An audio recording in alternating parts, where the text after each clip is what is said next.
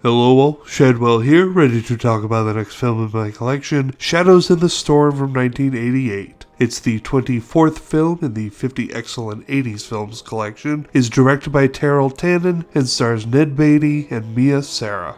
This film stars Ned Beatty, rest in peace, who you most likely recognize from big films like Deliverance and his Oscar-nominated turn in the film Network, which we'll get to when we hit the end section of my collection. But this film also stars Mia Sara, who had a big time in the mid-80s where she starred in Ferris Bueller's Day Off and the fantasy epic Legend alongside Tim Curry and Tom Cruise. And it's cool to see her do other stuff. She's also has a role in Mike Flanagan's latest film called The Life of Chuck that is supposed to be out really soon, and by the time you see this review it probably will have already come out, and I bet it was amazing because Mike Flanagan can do no wrong. I mean, come on. When you make a prequel to one of the worst horror films of the 2000s, Ouija, and turn it into a decent little horror gem called Ouija Origin of Evil, then it is official. Your shit don't stink. Anyway, back to Shadows of the Storm. Sorry about the lack of photos, weren't many in my internet search of the film, so we'll just have to do with what little we have over and over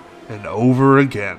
Sorry. And sorry for this film, by the way. I mean, up until the ending, I thought it might be a perfectly fine, tense film with sex, murder, and blackmail, but then the ending is extremely disappointing. I don't want to ruin it, but let's just say there are no consequences for anybody's actions, and life just moves forward as if nothing happened.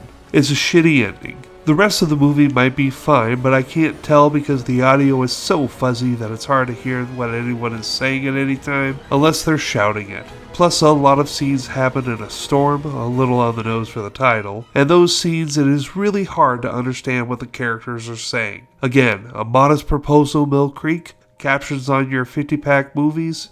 I mean, sure, it doesn't help with the packs I've already purchased, and I don't really plan on buying any more 50-packs in the future, but I am thinking of other people here. Anyway, I'm just gonna cut this one a little short and give Shadows of the Storm a D+ because it seems alright, but that ending just ruins everything. You'll know when you get there. Tomorrow we start the Feast trilogy with the first film, Feast. See y'all then.